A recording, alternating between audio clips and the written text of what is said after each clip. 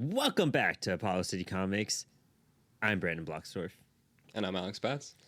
I need to figure out how to be like the anything and everything comic book podcast. I can't decide if I'm going to say my name first or the like show line first. It should be the show line first, technically. Yeah. Yeah. Yeah, you do It's the my brain. show on the show line, and then and then, And then introduction. Yeah. Yeah. Damn. Come on. Well, we'll get it I have done an eventually. outline for this, dude. We were just talking about this. Does it say it on the outline? No, it doesn't. See, that's where it throws me off. But hi, everybody. Okay, that's true. I'll give you. Yeah, All right. that's where I was going. My brain was like transitioning to that. So we're professional now. We have show outlines. Yeah, we have time. whole outlines and stuff. Where the show notes are still a project in progress because I googled what like all the podcasts do for show notes and stuff, and realized it was slightly more extensive than I was anticipating, and was like, oh, I can't just do this in like an hour to like set up a whole system. But those are coming, like extensive show notes coming soon, which is exciting.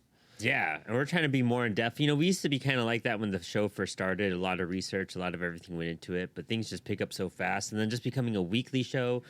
We used to be bi-weekly for years. For like two and a half years, I was a bi-weekly show, and then because of COVID, we went weekly. It's wild how much like easier bi-weekly shows are as far as the like production pipeline. Like it is, and the only reason why we went weekly, I feel, was that we felt like we could be putting out more content, and there was so much we wanted to do and get to. We just like never like finally got to do it. But you know, there's so many things we have open. Like right now, you know, we have Mr. Miracle is coming up actually. As an episode, but Miracle Man's coming up. We have Akira, which is 7 volumes. I mean, Miracle Man still has a volume 2 and 3, and then the Neil Gaiman 2 volumes. And what else do we have open? Wictive, you know, we're only on volume 3 out of 9, and then we're gonna start a Black Hammer pretty soon, and then we're doing movie commentaries. There's a lot, so we have a lot of open cans right now. So we got to find more enclosed series to cover every so while, but it's just so hard because things are just so rad. Yeah, no, they definitely, and that's one of the things with if you're doing bi-weekly, like that's only 26 episodes a year, which is not nearly enough. You're like, oh man, only 25, like that's nothing. Yeah.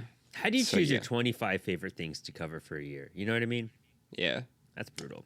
That's hard. No, and mixing in movie commentaries with that too. Oh yeah, it's a wrap. We do like 2015. 25 movie commentaries a year. Yeah, exactly. Yeah.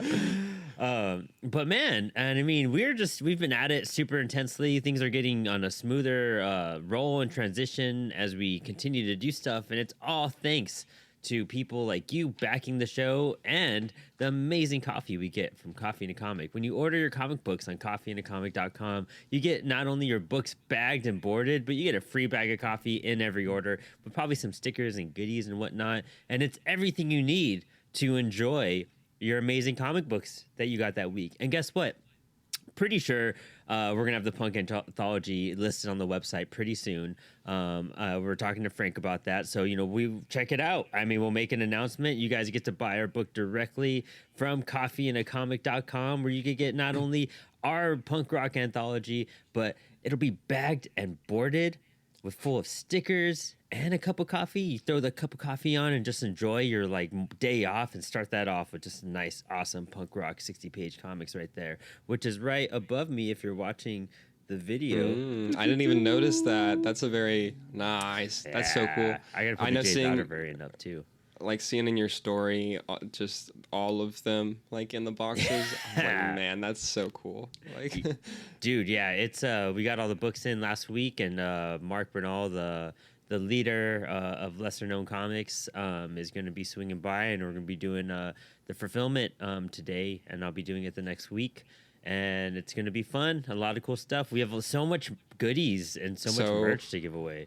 By the time this goes up, then books will be like some books will be in the mail, and you know, shipping out, which is absolutely nice. That's the goal. Yeah, so super excited for that. Man, that's cool. Very, very exciting. But besides that, we also have our Patreon if you don't know, which you should definitely be checking out. If you are not, we have a couple different tiers on there. The first one is only $1. You just $1 a month, and you get access to our Discord. And then also we have book club episodes, which we just did our most recent one on Cavalier and Clay. We finally got to our like part 3 of that and have started that. And so that's our first tier. Our second tier, of course, comes with everything before that, but then you also get our late night episodes. And then a tier above that, you still get the book club and the late night episodes, but then you also get behind the scenes content, and you get our books as they release. You get digital copies of those before anyone else. So that's pretty sick. We have a ton of stuff in the works and planned. We literally were having meetings about that earlier, like talking about just the sheer number of things that are going on and in the works, which is super exciting. And then the last tier is a big tier, but you can actually hire us to like work with you on a project and kind of edit your book and that kind of stuff. So yeah, that's super exciting. Definitely check out the Patreon if you haven't already. You're not familiar. Yeah, the wide variety of tiers there. A bunch of cool stuff that we're working on. Super excited about that. The book club is like one of my favorite things, and we definitely wanted to make sure that like everyone gets that regardless of tier. So yeah, that's pretty cool. Right now, book club, we're just halfway through the Adventures of Cavalier and Clay, which has been a fun read. We had to take a month off because we were busy with San Diego, but we're back at it, and we'll be making up some stuff. And I mean, it's such a great book, and it gets us to sit down and read like a novel aside from all the comics we read for the show as well. So It's really cool, and we're going to be doing stuff like Coming Alone by Warren Ellis, and we'll be doing Super Gods by Grant Morrison. Y Comics. We'll probably be doing like other books like Luda by Grant Morrison and stuff like that, and some Alan Moore thick boys like. We're gonna do some gaming too. Yeah, some gaming. So we'll be doing a lot of like comic book creator book stuff, a lot of historical things, and a lot of fun, just like quick novels and all that. So it's gonna be packed with stuff with that book club. And I mean, you'll be able to also be joining the Patreon. You'll get like our newsletter that we're putting out, and actually this week our first newsletter probably should be up by now. And we're even showing some artwork from upcoming projects and everything. So we'll be doing that weekly, and we have so much concept art and artwork for so many books that are in production right now that we're making or other people are making. We just really want to show it to everybody and give us our Patreon members that support the show a sneak peek at everything we've been doing in the background. Hell yeah. No, tons of awesome stuff. And speaking of stuff in the background, the CyberSync anthology will be was it not the preview link? Pre-launch page? Pre-launch page should be up in the next couple of weeks. We'll be announcing that, or days possibly, once this episode is up. And so we'll be announcing that and getting you guys to put the, notify me on launch button. And that way you guys will be ready for the Kickstarter when it happens. Kai Brown's Shadow Anthology, it's actually still accepting submissions until October 31st. I know so many of you have messaged us and given us previews of your book or just asked general questions. So please, refer to the post about it first, and then, hit us up with any other questions or advice. And don't be afraid to bug us. We're more than happy to help and guide you and answer anything we can. But just check out our post first. It answers a lot of, basic questions before you come in. Just save everybody some time and effort. But, check out the Patreon post for all the other cool announcements that we can't even talk about yet. So there's that. Oh, yeah. Tons of fun stuff. And speaking of fun stuff, here we are. Wicked and Divine, Volume 3. This was an interesting one, dude. Yeah. I was wondering what you were going to think about this one. I had talked about how, Volume 1 got our interest and set us up with this character, and we followed this girl, and we were having the world kind of open up around us, and that's what was, it was exciting because it was fresh, it was new, we're seeing what's happening. And then Volume 2, we were going into it, and I was like, okay, they're trying to, they've set us up and they've got us hooked. Now we're going to give a little, thickness to everything, and then we're going to change the game on you and really show you what we intend to do with the whole series. Probably what was coming up was going to be like the initial idea before they had to build Volume 1 and 2 to really flesh it out. But then Volume 3, it does make sense because it's almost like filler material. stuff that like you kind of need to know what was happening with certain characters while other events were happening. And as things were unveiled in volume 2, we really got to like understand and see what was going on, and how and why some of these things happened and how far back some of it goes and the end results and what it's going to take us to, I feel like, in the next volume. Yeah, so it's super interesting. This volume does one of my favorite things that any like storytelling thing can do, which is like recontextualizing events that you've already seen, either as a viewer or a reader. And that Woden's issue does that the most whenever you're following him and going and flashing back through everything. But it's really something that happens with all of the issues because they're all essentially like there's one character or characters in the case of like Morgan and Cameron, Baphomet, where you're following like them specifically. But it does sort of like give us like one just backstory on a lot of them, but it just recontextualizes how we think about them and what we know about them, and then also in certain cases very specific events that we've already seen. And it does it in a way that's very organic and feels like not I don't know, like there's no really like twists or anything just for the sake of it. It's like, oh, okay, this like is just what was happening, and like it makes it feel like a very lived in and real world, like as unreal as everything that's happening in it. It makes it feel like a fully like realized story and narrative, which I really like. So I guess again, like all of the volume spoilers, like at the top, the one main like narrative thing that kind of happens here and like transpires through across this volume is figuring out and it being unveiled just how like much Anangi, which also I know how to pronounce that now. I literally before we hopped into the studio, I was spending like 5 minutes. Which I should have done this a long time ago, but Googling pronunciations for all of their names. Makes sense. So yeah, but it's revealed in this like just how much she's behind things and manipulating the rest of the Pantheon, which is a very, very pivotal bit of information in the series overall. So that's like the main thing. And then besides that, it's just kind of the rest of the Pantheon dealing with the number of them dying continuously going up, and also a brewing like civil war almost amongst them. So that's kind of just the main like narrative thing. But yeah, besides that, they're essentially like character chapters. And so I'm really curious what you thought. Like, did you have a favorite like character chapter or like issue, or just like what did you think about all of them overall? Like, I think what makes this one really interesting is it almost feels like anthology style because it has different artists for each issue as well. Yeah. And so that took a little bit of adapting because we're used to McKelvey. Jamie McKelvey fucking doing everything. Jamie does issue 14, which is actually one of my favorite issues in this whole bunch. And it's with what was her name? Starts with a T, like Tara or something like that. No, so that is Tula Lotte. Tula. She does Tara's. Yeah, she does Tara's, and then McKelvey does Woden's issue. Oh, okay, cool. Yeah. And then their names are just so God names are just so much for me sometimes too. Yeah, and then he also illustrates the last few pages of issue 17 because it has a very big like series moment, and so they wanted him to do that one. But yeah, no, the Tula Lotte one, the Tara one, that's such a good issue. I love that one.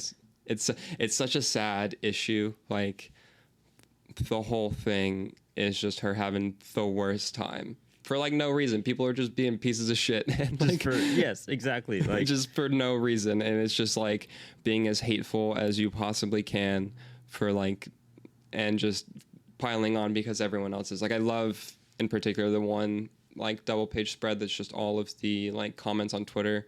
Yeah, it's just like never ending, just like vile comments, and then it's just, and then on the final pages too, how it like is those same people like talking about how sad it is that she's dead and everything, and it's I was like, looking at that. I was saying, I wonder how many of these are the same people. A lot, if not all of them, because it's crazy. But I mean, it's such a like reflection of what we do see and like what does happen like online and in the real world. And it's so like fucked up, but it just captures that so like succinctly in like a single issue. Yeah, it's so good. That and just issue, I think it's 16 or 17. I think it's 16. Where we learn about how Baphomet was created.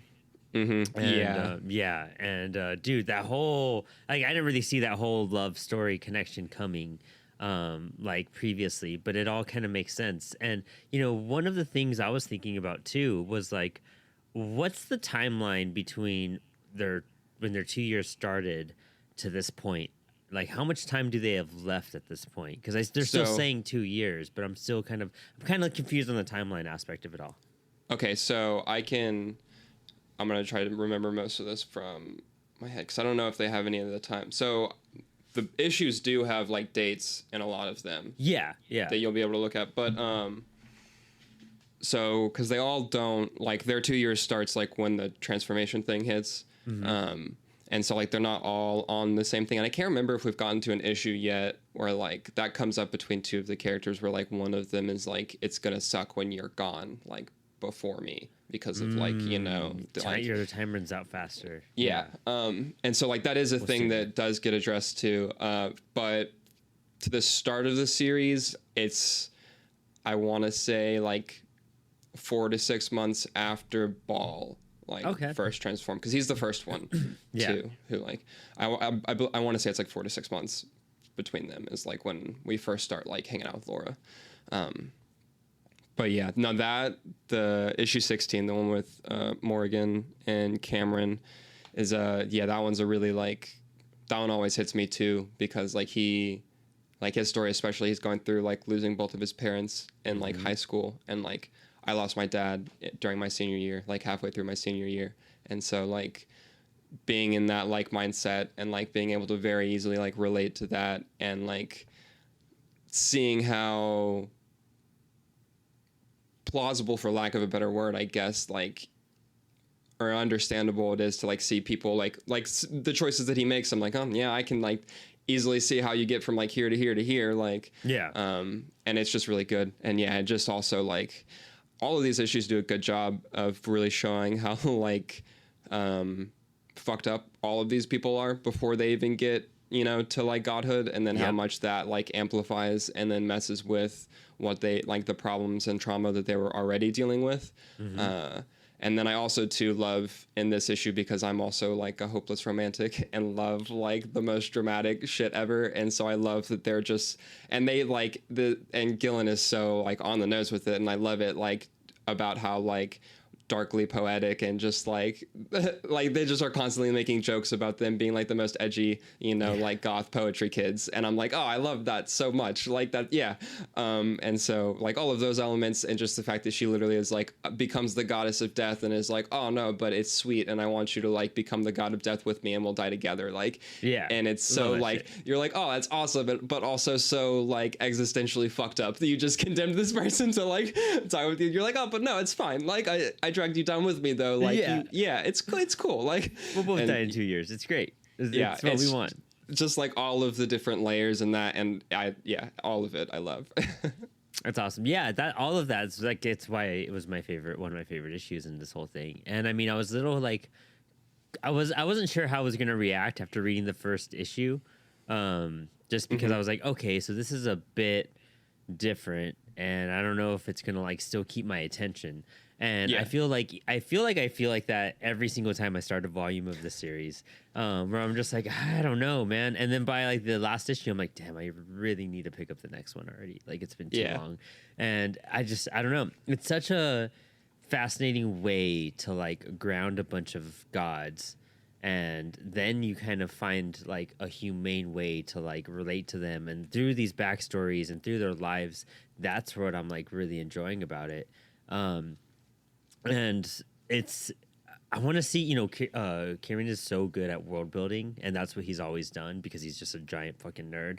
I love seeing how far he's bringing some of this and how much thought he puts into every character and what they do. Very, we were just talking about Dungeons and Dragons before the show. Very D&D and like, stuff like that, where you really have to know everything about this person before you even start playing the game sometimes, so that you know how to react and do things. And I wonder what his like story bibles look like when you go back to look at this type of stuff. I would pay so much money to see that. Yeah, it's funny. Is this the light, the like darkness and the great darkness had been mentioned previously already, right? In one of the first two volumes. Okay, I just know that Anangi But like talks. briefly, like Yeah, it's she been like in liked. passing. Yeah, she talks more about it in the hospital scene in the Yeah. Amaterasu issue, which like also just call her Amy because all of the other gods call her Amy also. But like, I like her issue a lot as well because I love that it's dealing with like she was very religious before becoming God, and I like the idea that she's literally become a god now and is still just as religious and like has that faith in something like besides the godhood that she has, which I think is really interesting. And then it also this issue is working and dealing with a lot of stuff about like culture and cultural appropriation that I said. It's funny because I was rereading my article that I had written about this, and in the article I was like, I feel unqualified to really comment on like these themes extensively because like and I still do, but I do think that I like that it's there, and I think that the conversation that you can get from that is really interesting, and I like that it goes there. Well, I was just rewatching The Boys. Like I'm on season 1 right now. I'm rewatching it, and where Starlight goes to like her like Christian festival, and Yeah. she still has like she believes in like a faith and a higher power type of thing, and then it's just kind of interesting seeing like how you could play with that as a god, and how some gods view it. There was the one god Ezekiel in The Boys, in the TV show at least, where he's just like kind of like trying to be a voice of Jesus and just changing things and like trying to be hip and cool with the kids and whatnot. But and it's a bunch of bullshit. And then you have like Starlight who's just like, yeah, like it just comforts me knowing that if something happens, like, I have Yeah. something looking out for me in that sense. Like it doesn't matter if I have these powers. Like I kind of that higher force, means a lot. And I was like, fuck, huh. I guess I could see that point, especially if you are empowered with such a great power. Yeah. You're still looking for hope, like you still need something to like look forward to, and you still need something to keep you going, and stuff like that. So I could kind of see that like faith and religion aspect when it comes down to some of these people.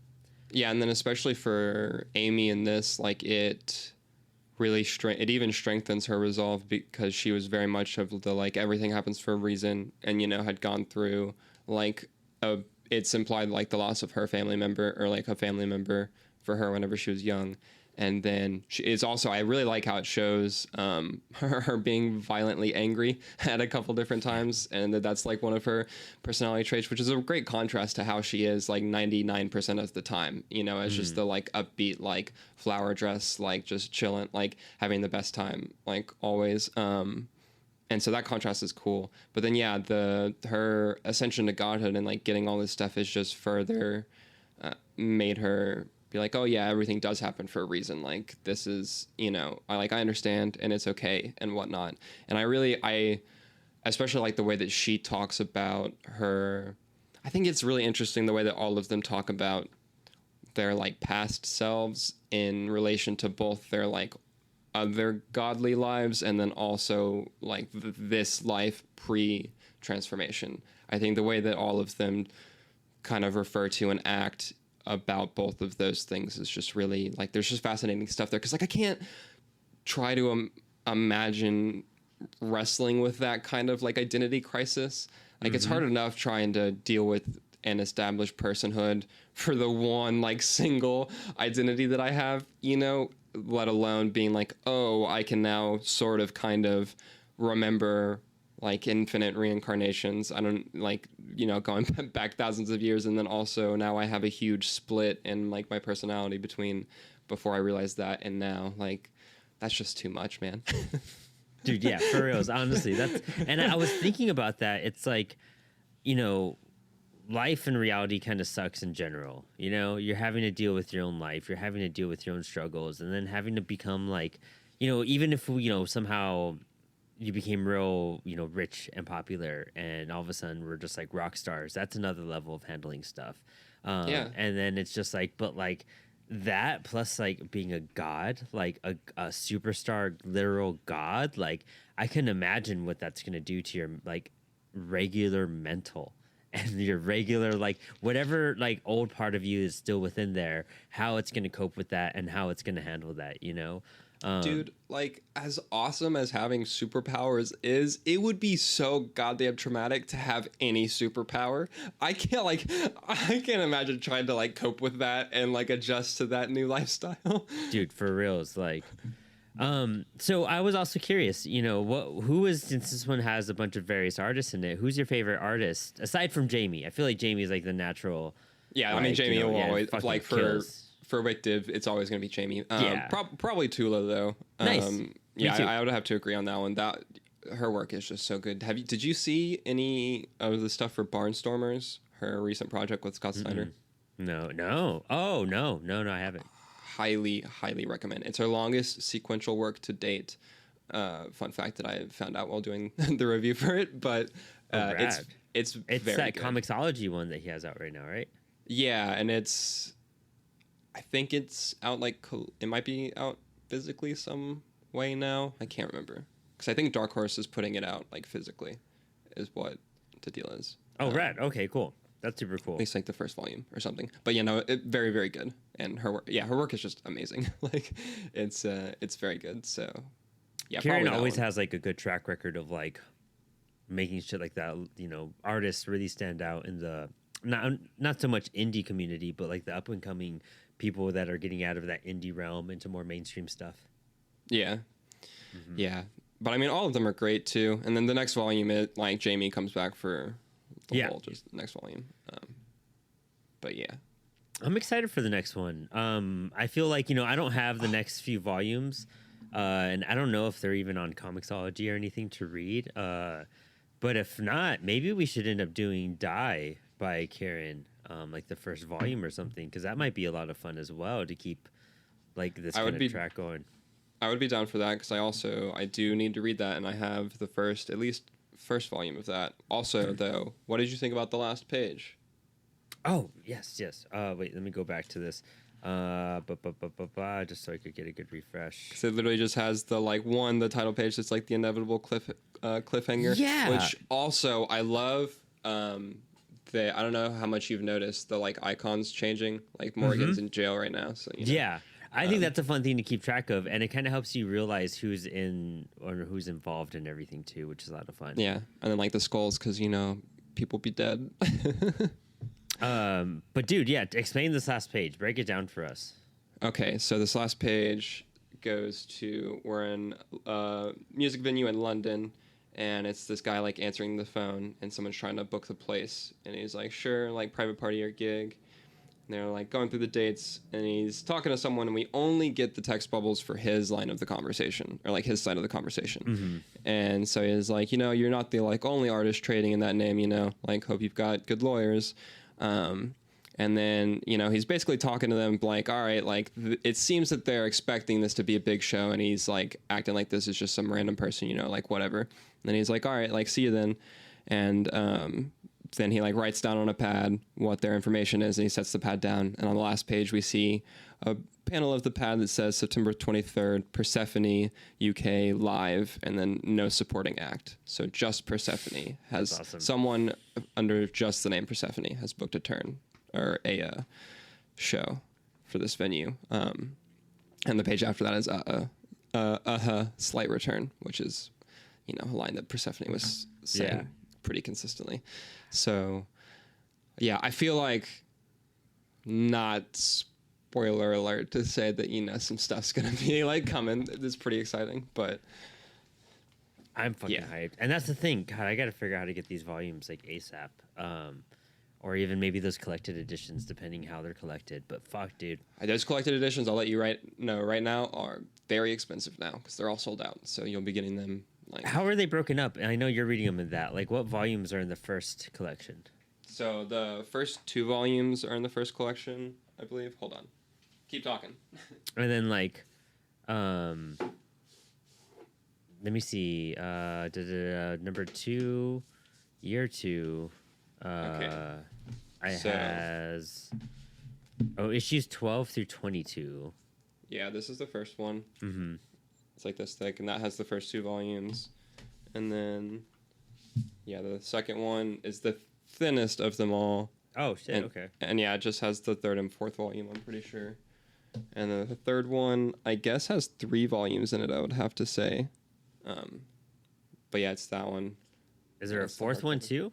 Yeah, there is. I just didn't want to grab it because all my books would fall over. Oh, okay, that makes sense. I can have it. How many are there in total? 4 or is it 5? So it's 4, but the fourth one is 2. Oh, so you can see it has this like slip on it wow. because Okay. it's the last volume, which I think is also like 3 volumes, and then the thinner one is the like one-shot issues that I was telling you about, and some more like back matter and stuff. The Hard to fourth see one, quite. honestly, like might be 4 volumes in it too, like along because it's like the fourth one's a thick ass volume. That's sick. Damn, I'm gonna have to hunt these other ones down then. Try to get as many as I can on the cheap. Get like 4 and 5 at once, you know? Yeah, no, it makes me very happy that I have the trades and the like hardcovers. Oh yeah. But- Well, shit. Well, maybe we'll check out a second volume or volume 4 pretty soon. Depends how soon I buy that. And then maybe we might do like Die coming up soon. Yeah, I would be down for that. That would be That'd be a lot very of fun. cool. Yeah, Yeah. I haven't read it. I have volume 1. Maybe we'll check it out. I mean, I'm like trying to get into D&D right now too. I literally, after we record this and I edit it, I'm probably going to be reading my like starter kit manual. So, I feel like that's the way to go then. all right, there's your preview, guys. Yeah, straight up. Die coming soon. Well, sweet. I mean, that's all I got right now. Check thanks out for the hanging. Patreon. Check out the Patreon, please. Cool updates. Check that out, please. If anything, check out that Patreon. Please. Subscribe to our YouTube. Subscribe to whatever you're listening to. And we'll have a lot more announcements and a big announcement. A lot of big announcements coming up in September. So stay tuned for that. Yeah. All right. Thanks for hanging. Hell yeah.